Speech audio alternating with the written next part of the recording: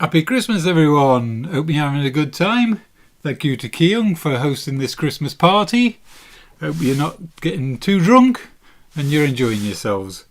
This is my little contribution to it. What shall we be making today? Well, we've got a little bit of fabric, so it's going to be a sewn project. I shall reveal, and you'll probably guess straight away what it is. Ooh, what does that remind you of? A nice Christmas stocking. The first thing I did was make myself a little template. I drew it round several times until I got a shape that I was pleased with. It's quite chunky, but of course you want to be able to get things in rather than just a slim one. There we go. And the reason I made a template is I need several pieces that are the same size. So it's easier to have a template, then I can just draw around it or run my rotary cutter around, and if I want to make more than one, we're good to go. I shall show you the constituent parts. It's a quick and easy project, hopefully with a little bit of touches that give it a bit of class, and all you really need is a straight stitch, and that's all there is to it. We may put a fancy stitch around some bits, but we'll come to that. So the parts we need are... The first thing we need is a front and a back. I've chosen this red fabric that's got a sort of a faux patchwork design on it. It's nice and florally, so it's not going to, if you're not really into Christmas, it's still a very nice Christmas stocking, but not overly Christmassy fabric. We need a front and a back, so what you need to do is cut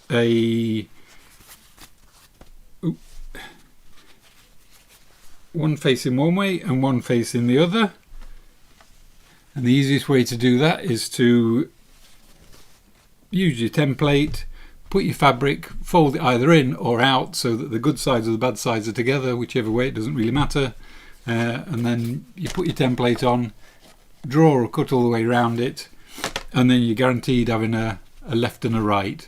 You'd be surprised how easy it is to end up with two fronts or two backs. But if you just fold the fabric over before you cut it, you can't go wrong.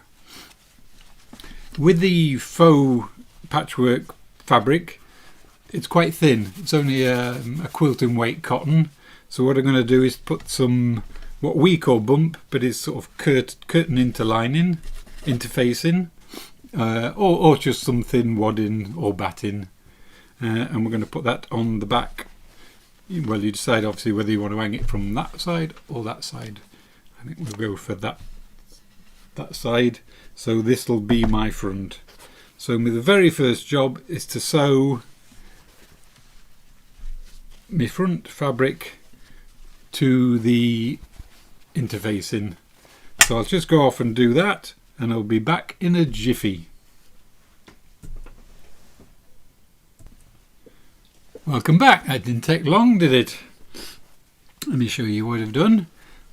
You can see that I've sewn along the patches. You'll see it better on the other side. I've sewn around the patchwork pieces to give it a sort of, really does look patchwork now, as if I've really constructed that from several lots of pieces, whereas I've taken the cheats way out and used faux patchwork fabric. But what I've done is I sewed crossways and then up to down, but you'll see that the thread, I just used one continuous stitch. So I sewed to an end, looped it around and came back across, looped around. So now we just need to trim all those excess bits off. So we'll just snip, snip, throw them on the floor as in a Miss P manner. I think she thinks we've got a cleaning lady. I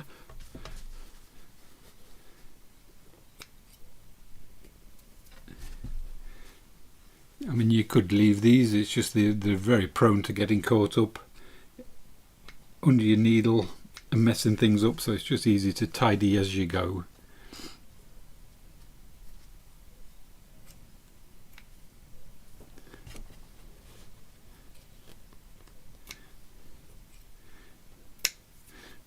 coming together already. I mean, you can't mistake it as being anything other than a stocking, I would hope.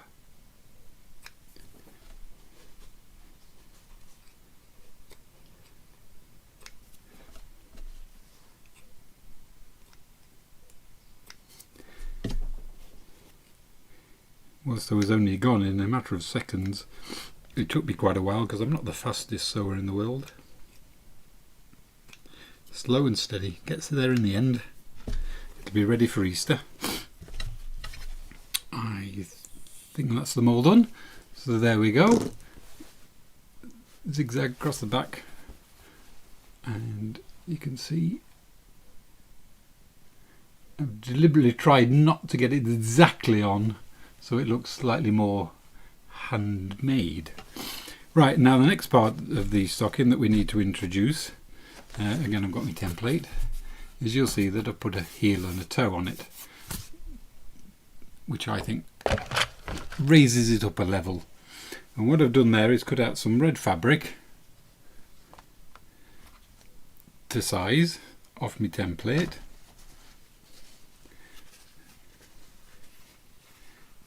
There we go. And you'll see that there's a solid line and a dotted line. That's because we're using cotton fabric and it's liable to fray. So what I've done is I've just done 1/4 inch allowance and pressed it over so that when we sew that on, it now comes to the solid line. And the same with the red, just pressed in over 1/4 inch so that when I sew it down, it comes out at the right size, but we don't have an edge that frays.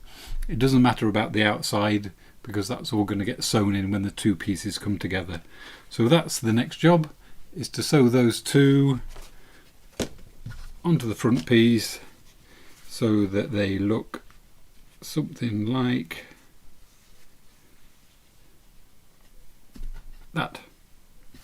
So I'll pause you again there and I'll be back as soon as I've done my sewing. Here we go, back again. There we go. That's the toe and the heel, and you'll see that I've just sewn around that folded edge. This outside edge is going to get caught in when we sew it all together. I've put a blanket stitch around so that it adds an extra little touch, because we're all about the class today. There we go. So the next step that we need to do, well, first of all, I'll just turn it over and show you that sometimes you get a little bit of the red that comes over the top, and again on the heel there's just a little bit left over where the allowance, 1/4 inch allowance, was folded over. So I'll just trim them off, just again so to make it easier when we come to sew them together, so there's not anything getting caught up. So it's easy enough to do, just get your scissors, trim it off, just to make it nice and neat and round, and you'll just find it much easier to sew them together if everything's the same size. Get rid of those bits. So the very next job we need to do is we need to put the front and the back together. You'll notice I've only put interfacing on the front because it's enough body. If you put it on the back, you'd end up with a very thick seam and it would be unnecessarily thick. Whereas now you'll see, if you, well, you can't really see because I'm hanging it down, but if you hang it down, it retains its shape. So when it's hanging up on the fireplace or wherever you hang it, it's going to keep that nice stocking shape as opposed to just droop and hang and look sad, because you don't want a sad stocking. So to put the two halves together, you want to put the two halves, the two good sides together, and then we're going to sew around the outside. So you want to make sure they're nicely lined up across the top, around the side, the heels, the toes, and then we're going to sew all the way around, and then when we're finished it will turn it inside out. So the good sides will be on the outside and the seam will be on the inside where you can't see it. You could use some quilting clips to keep them together or pin them if you wanted. I'm just going to go for it because it's not my first rodeo. So I'll be back in a second when I've sewed them two bits together. Here we are back in. That's those two sewn together.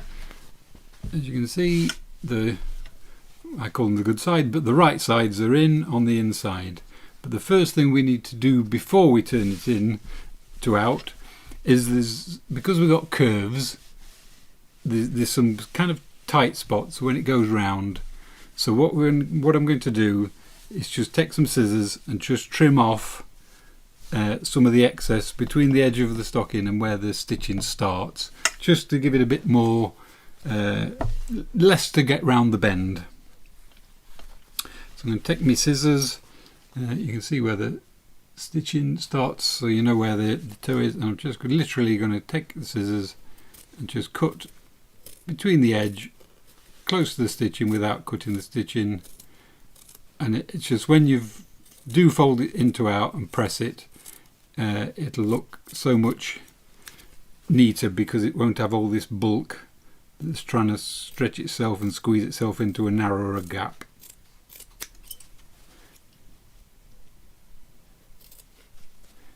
I'll just stop folding at this point because cutting and talking is about one thing too many for me to manage.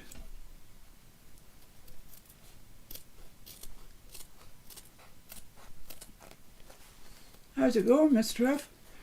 It's going very well, thank you, Miss P.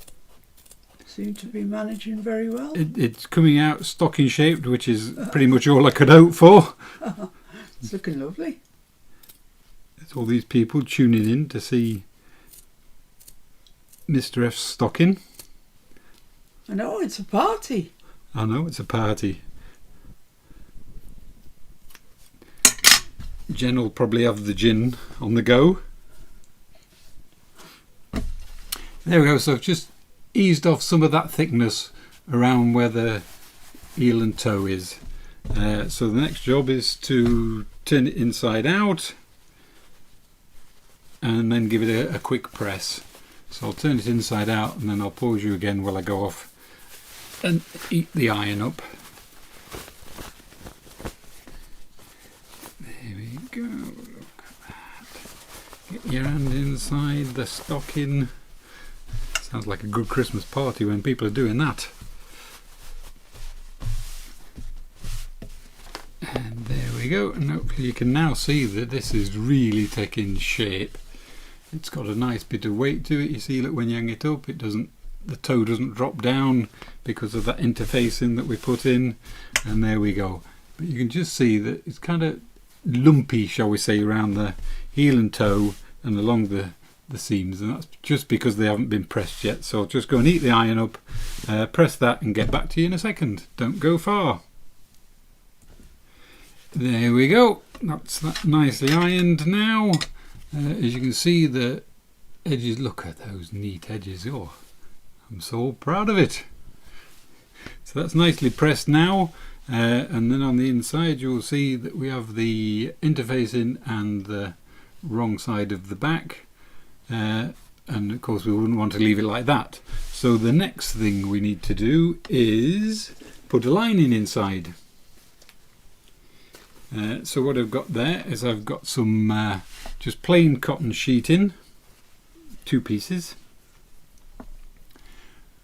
and I got my template and I put it on there and drew around it.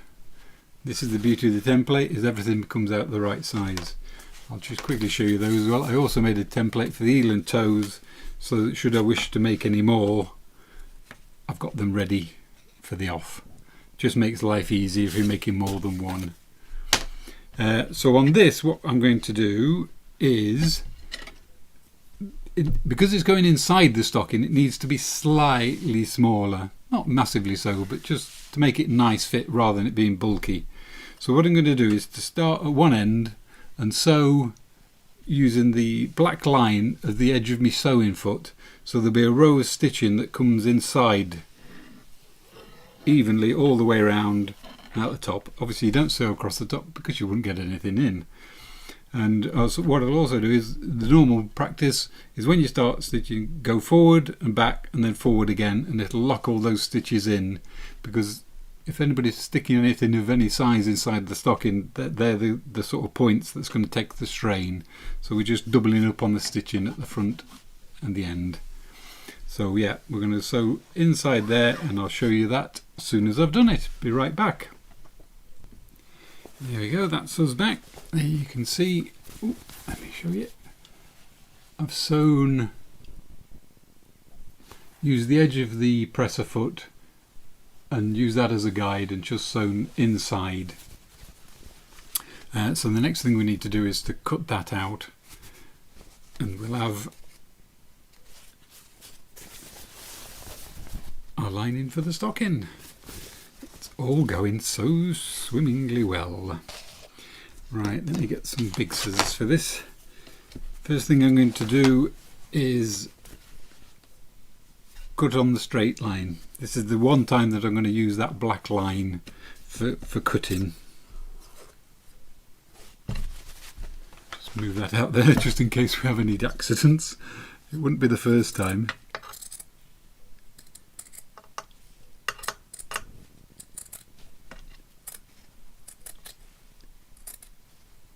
Obviously you could use your rotary cutter and a ruler for this, but it's only straight across the top, it's not. There we go, that can go in the bin. And now what we're going to do is go round, but what we're going to do is cut between the stitching and the black line and get rid of the excess bulk. So we're just going to follow it down off the screen there. But I do need to see, of course, that's an important part of it, being able to see what you're doing. Which actually, when you're making videos, as I'm sure Kyung and Miss P will testify, sometimes you have to move off camera because you just can't work out the right angle without getting your head in the way.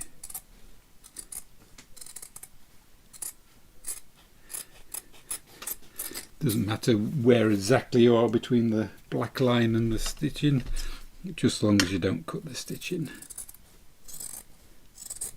Just pulling a bit towards me just so, because it makes it easier, because otherwise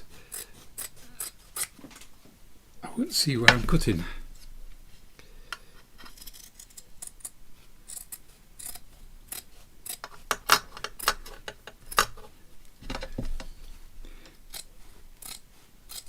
We've done the edges of this stocking so they're not exactly straight, because it just gives it a bit more life if there's a bit of a sweep to the curves, etc. So there we go. So the next thing we need to do is we just open that up. Boop, boop. Make sure it's nice and, oh yeah, nice lining. So the next thing we're going to do is we're going to pop it inside our first part that we did, the front and the back and the heel and the toe. So we're going to open that up, put that in, feed it down around the corner into the toe, and it should fit nicely. And then you can spread your fingers in there, run your fingers around the seam to flatten it out. Again, run your fingers around that side, and then the lining will be, should be, he says, nicely aligned. There we go. So that's now the main body of the stocking completed. The lining just sits inside and it's going to get sewn at the top. So the next phase that we need to do is, we don't need to give the lining a press. The next thing we need to do is get our template back, and you'll see that I've drawn a line across there, because what we're going to do is put a top on our stocking, give it even more class. Now the fabric that I've chosen for that is, I've got some, this is just cotton fabric. It's more sort of cushion weight, but it's got a nice sort of Christmassy look to it, and that'll go around like that and tuck inside, and that will kind of be the finished look. But the first thing I need to do, and also when we're doing that, we need the what we're going to use as a loop for hanging it. In this case, I've got a piece of satiny red ribbon.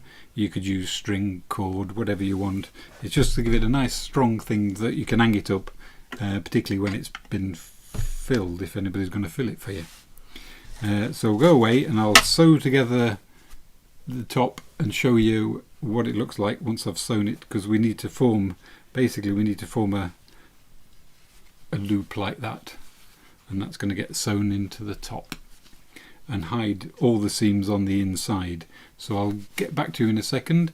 The one thing I'll show you just before I go, it's just occurred to me again, is if you place your stocking on the template, you'll see that we've now sort of come in the side of the template, because of course we've created all them seams on the inside and we've kind of lost that fabric. So bear in mind when you're making your template that the stocking is always going to come out slightly shorter by the size that you've made the seam, which in this case is about 1/4 of an inch. So it's just worth bearing in mind, if you want a specific size to fit something in, make the template to suit. So I'll just go and away and sew up the top, and I'll be back to you soon. So there we go. So what I've done is I've taken me a piece of fabric that I made twice the width that I wanted the top, so that it looks, even if you see, there'll be no raw edge. Basically that edge will go on that, the folded edge will be at the bottom, and all the seamed edge will be hidden inside. So what I need to do now is to just take that, give it an iron, and where I've made the seam, I just need to iron that flat as you would if you were quilting, just to make it lie flat. If you don't make it lie flat, when you come to sew it, it gets caught up in your foot, etc. So I'll just go back over and sew, iron that, and I'll be right back. So there we go. I've pressed that seam nice and flat, and so the next thing we need to do is to turn it half out, half over, so that the two edges are the same, which is easier said than done when you're on camera. There we go, we're getting there, we're getting there, we're getting there. There we go. Same way as you'd make a cuff, I suppose, if you were doing a shirt. There we go. So what I'm going to do now is go and press that nice and flat, and then we can get about attaching that to the rest of the stocking. Be right back. So there we go. I've now sewn that down, fold that, pressed it nicely, and there we are. That's ready for attaching. What I should mention at this point, what you need to do to make that is, if you wait till your stocking's made, measure across there, you want twice that size plus 1/4 of an inch each side, an extra 1/2 inch, to allow for the seam allowance on the inside. You need to do it once you've made your stocking, because if you made it to the size, as we pointed out before, of the template, the stocking gets smaller because of the seam allowances. So that's that ready for attaching later. What I should do is, where I've got the seam, I shall fold it and mark it and just pop a pin in exactly on the other side, so that when I'm sewing it around on the inside to attach it, I'll know that that should be on the opposite side, so I'll know that I've not been stretching or pulling. So I'll just pop a pin on there. You could make a little mark with a pen or whatever, friction, because then you could remove it afterwards, but I'll just pop a pin in, and then when I come to sew it, I'll know that I'm halfway round.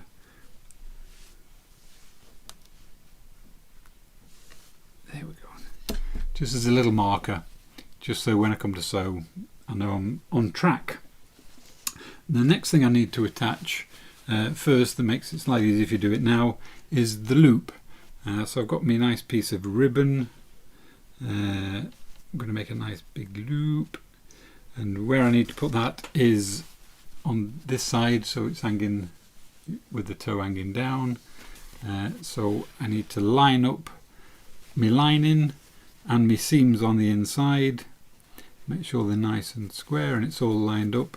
And then what I'm going to do is put the two ends together, drop it down inside, and it needs attaching on that point there.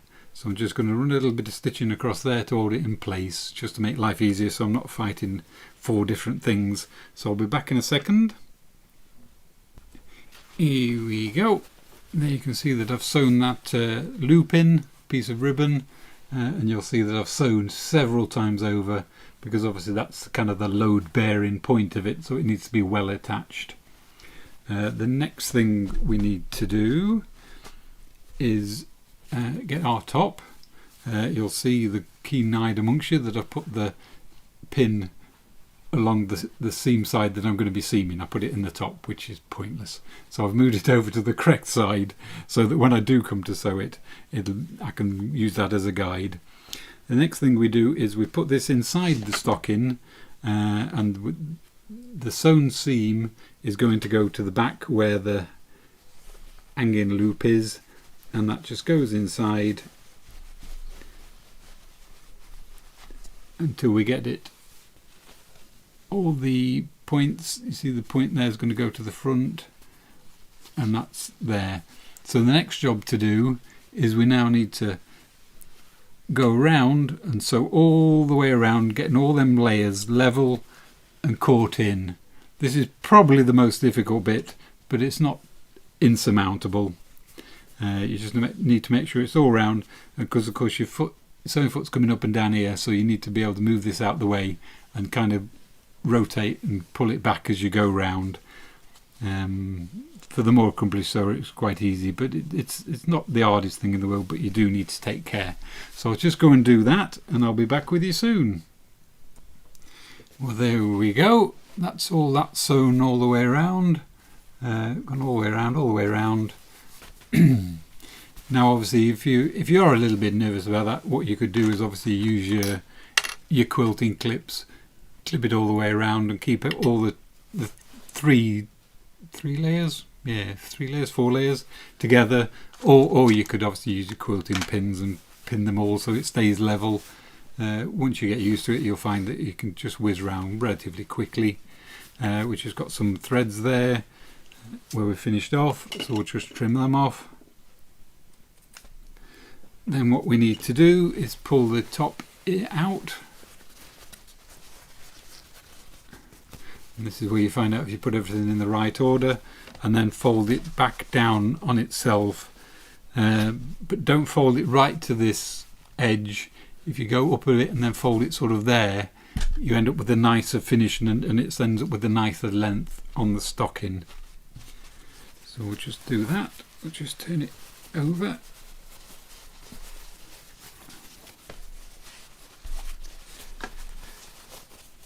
I'll put it roughly in place. It might be a bit too much. A bit more down there maybe.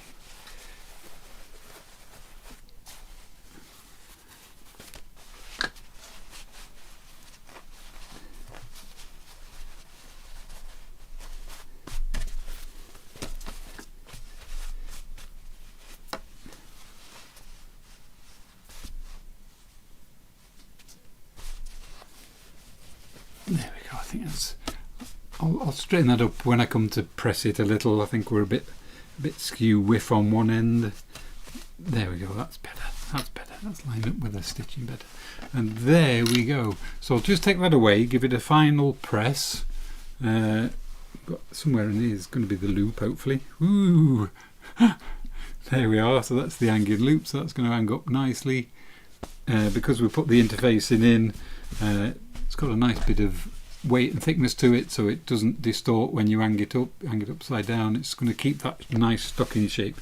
So I'll just go and press that, line everything up, and then we're getting there, and we'll have a quick discussion of some alternative things that you could do, some embellishments you could make on it, but that's your quick and easy stocking. I'll be back in a second once I've given it a quick press.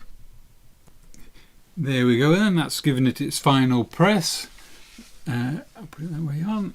There we go.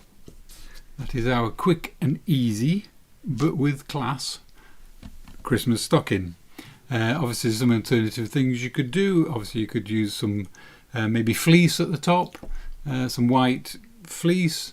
Wouldn't look very Christmassy. You could use some felt for the heels and toes, or felt at the top. The beauty of felt, of course, is it doesn't fray, so you wouldn't have to worry about turning in any edges. You could, if you've got an embroidery machine, you could put a name on top, or if you've got some Tim Holtz alphabet dies, you could cut some felt letters out and spell the name across the top. You could put Merry Christmas if you wanted it more generic. You could write with a fabric pen, put a name on, or you could embellish the front before you assemble it. You could applique a snowman on the front, or anything you like. You could attach some bells, but go to town with it. I would say that once you get used to it, probably you could do the entire thing in an hour or two, though don't rush and enjoy the experience. Well, I hope you enjoy that. I've now got something for my Christmas presents to go in, if I wasn't on the naughty list, of course. Well, I hope you enjoy the rest of the Christmas party. Thanks again to Keong for hosting it. And have a Merry Christmas and a great New Year. And I hope that all you on the nice list get what you deserve for Christmas. And all of us on the naughty list, hey, we had a good year. We can let Christmas slide. So I'll see you again soon. Thanks very much for watching. Bye.